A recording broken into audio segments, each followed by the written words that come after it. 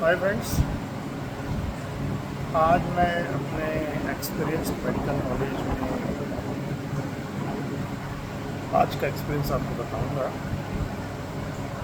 पिछले वीडियो में मैंने एक सवाल किया था कि भाई अगर पेशेंट का सेप्सिस विक्सो और लाइनेजोलिड ओरल टैबलेट से रिस्पॉन्ड नहीं कर रहा है, पेशेंट की AKI है, तो उसमें और कौन सी सेफ एंटीबायोटिक होगी जो अपन ब्लाइंडली दे सकते हैं।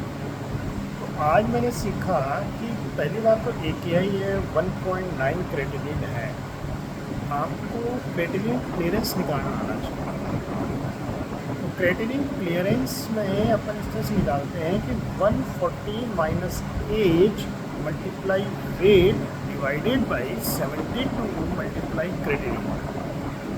तो जैसे इस पेशेंट में अपन 140 माइनस 96 मल्टीप्लाई 60 kg वेट मान लेते हैं डिवाइडेड बाई 72 मल्टीप्लाई 1.9, तो इसका लगभग 19 के लगभग आपका क्रेटिनिन क्लियरेंस आता है। तो ये तो आ गया क्रेटिनिन क्लियरेंस।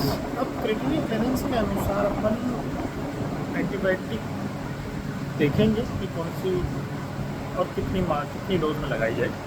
तो लाइनेजोलिड में कोई दिक्कत नहीं, अभी ओरल चल रही उसका IV कर दीजिए। विक्सो की जगह अपने को मेरोपेनम करना है। तो मेरोपेनम वैसे तो फुल डोज 1 ग्राम TDS होता है, लेकिन इस केस में अपन 1 ग्राम BD दे सकते हैं। उससे सेफ साइड चलेगी तो 500 TDS दे देंगे, जिससे 1500 जाएगा। ठीक है, तो meropenem 500 TDS with linezolid 600 BD IV। एक तो ये लगा।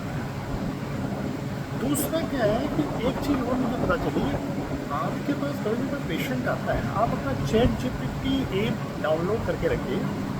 मान लीजिए आपने ECG कराया मरीज का, आपको ECG नहीं पता, कोई सीनियर आपका या कोई ऑन कॉल डॉक्टर आपका फ़ोन नहीं उठा रहा है, मैं उन MBBS डॉक्टर के लिए बात कर रहा हूँ, कोई घबराने की जरूरत नहीं है। उस ECG की फ़ोटो क्लिक कीजिए, उसको ChatGPT पे डालिए।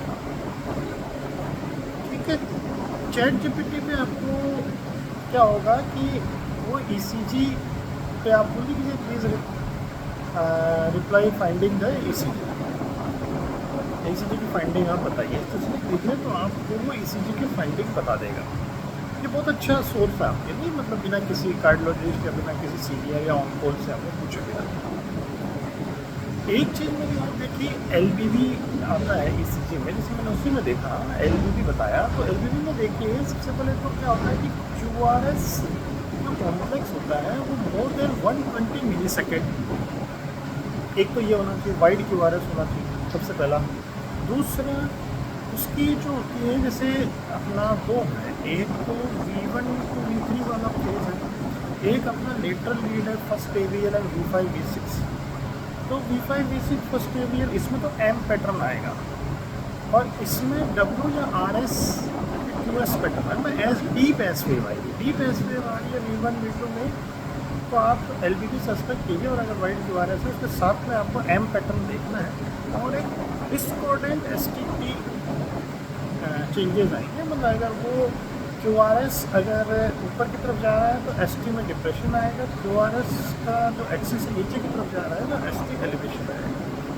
तो इस तरह की फेजेस को अपन LBV कहते हैं। दूसरा LBV में MI डायग्नोस करने के लिए एक आता है बहुत अच्छा सिंड्रोम होता है, उसका बताएंगे सगारा में, कुछ सगारा सिंड्रोम ऐसा कुछ होता है।